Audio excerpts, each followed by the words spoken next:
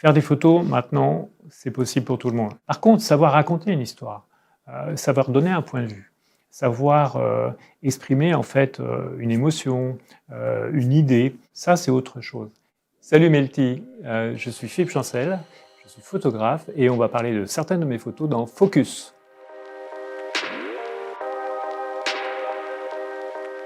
Je me souviens très bien d'avoir eu comme cadeau de la part de mes parents, de mon père, un Instamatic 133X, un appareil complètement magique. Il suffisait d'appuyer dessus pour capturer le réel, la photographie. Il fallait attendre un peu, par contre, pour avoir le résultat, mais quand on l'avait, on était fou de joie. Et j'étais fou de joie. C'était une passion, la photo.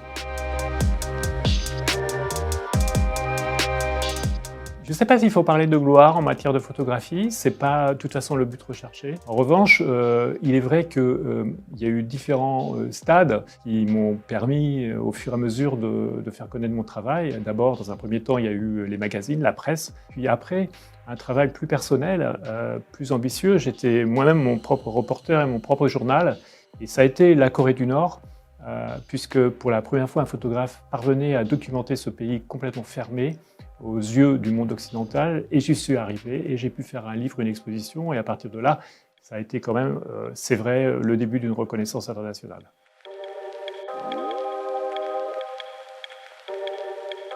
C'est la photo des baisers. Cette photo, elle a été prise au Grand Boulevard. Le Grand Boulevard, c'était un lieu où, tous les vendredis soirs, Albert de Paname organisait des soirées où les rebelles, c'est-à-dire mes rebelles, les Delviki, mais aussi les Black Panthers se rencardaient et dansaient le rock'n'roll jusqu'à plus d'heures dans la nuit. Il y avait donc ce soir-là donc un concours de baisers. Et c'est vrai que les baisers duraient très très longtemps, ce qui me permettait à la fois de bien cadrer. Elle a un jeu qui est très rock'n'roll parce qu'elle est très binaire, c'est deux couples qui sont comme enchevêtrés l'un avec l'autre. C'est vraiment l'hymne à l'amour, aux étreintes charnelles. C'est une jeunesse rebelle au sens de pouvoir s'exprimer face à la société et exprimer pleinement ses envies, ses désirs et ses rêves d'avenir.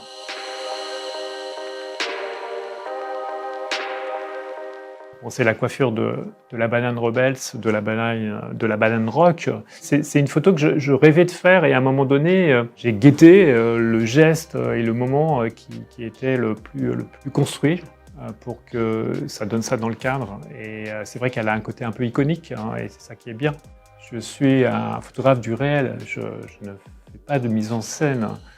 Dans mes photographies, il n'y a jamais de mise en scène et il n'y a jamais de retouche d'ailleurs.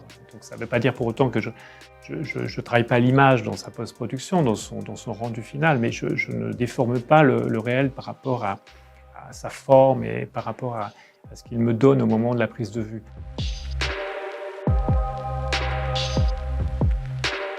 En 2012, Kim Jong-il vient de mourir et c'est Kim Jong-un, l'un de ses fils, qui prend le pouvoir.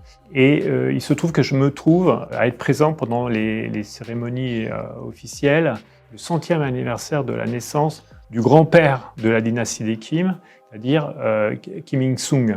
Et j'aperçois cette espèce de jonction absolument incroyable entre tout un parterre de militaires et des civils qui sont pour la plupart des femmes, qui portent le jogori traditionnel. Et on s'aperçoit que la jonction entre ces militaires et à côté ces femmes donc en jogori, ça crée en fait une sorte de frontière comme ça, absolument incroyable.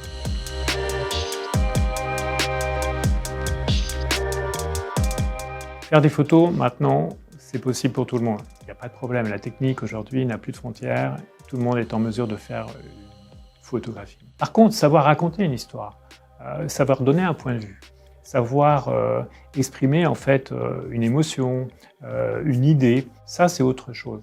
C'est ça qu'il faut parvenir à réussir et réussir à faire si vous vous lancez dans la photographie.